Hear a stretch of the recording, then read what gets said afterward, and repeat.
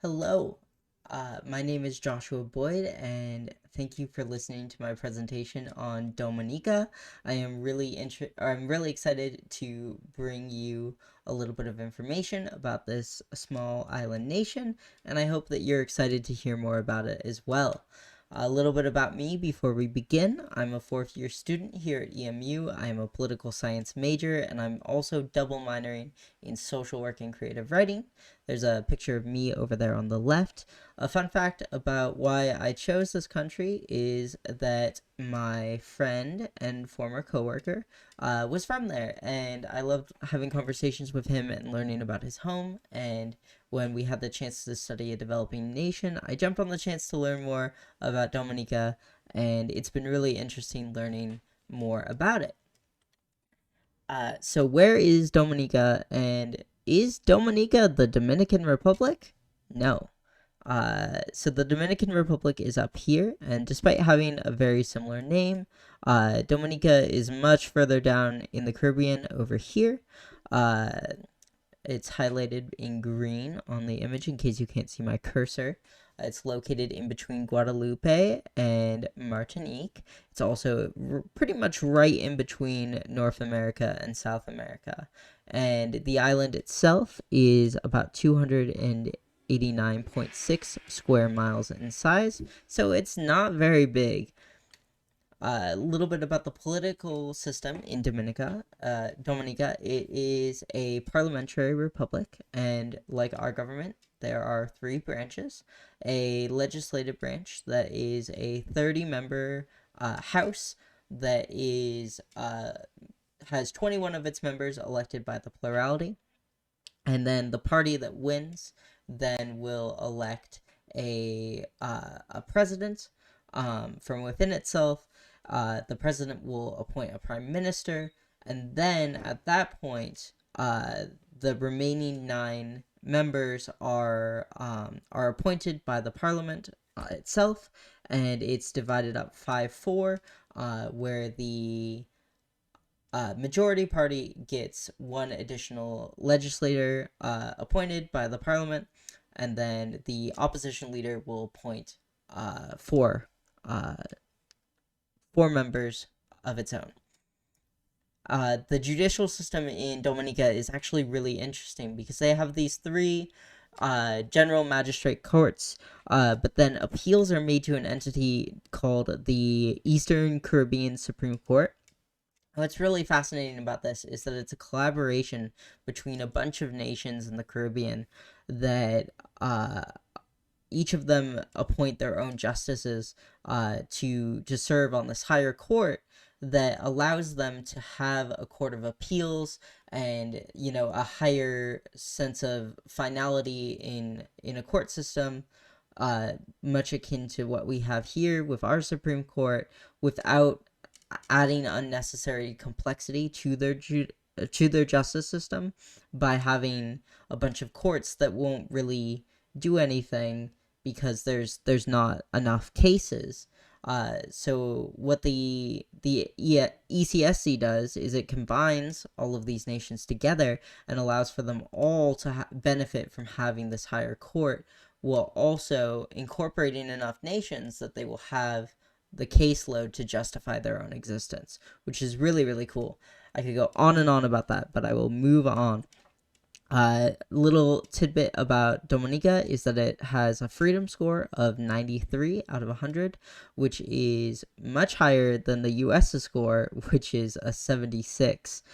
So that is interesting that not only is it very, very free in comparison to other developing nations, but it also is very free in terms of nations that we would consider global superpowers. Security in Dominica is not involved in any wars, and it also just doesn't have a military. There was a series of violent military coups that led to the nation just disbanding the forces and then expanding the police force to include the Coast Guard and also like a paramilitary unit that, from what I understand, is likely something akin to our SWAT units here in the U.S. Currently, there are 444 officers in the force. And a fun fact about the security system is that Dominica's emergency number is also 911, which is interesting. I didn't know that two or more nations could hold the same three-digit number. I knew that there was like multiple different variations, but I didn't know that any had the same as ours, which is fun to see. The economic system in Dominica is not a large economy, and its people are not wealthy. About 29% of people live under the poverty line in Dominica, which is a lot. The main export in Dominica is the banana industry, which has struggled in recent years. There's been some government investment to try to bring this back, but basically what's happening is that there's a lot more competition, and they're struggling to keep up and maintain the same level of demand from other countries while there's like new suppliers coming in, and it's really difficult for them to maintain and also to grow, because the demand for their bananas is not as high as it used to be. The other main source of economic development in the country is the tourism industry, which accounts for about 20% of the nation's GNP. I could only find data as recent as 2018. I imagine that COVID had a big impact not just on the tourism industry, but also probably on a lot of the data collection process, and at least slowing it down and kind of muddling, who was collecting that data and publishing it.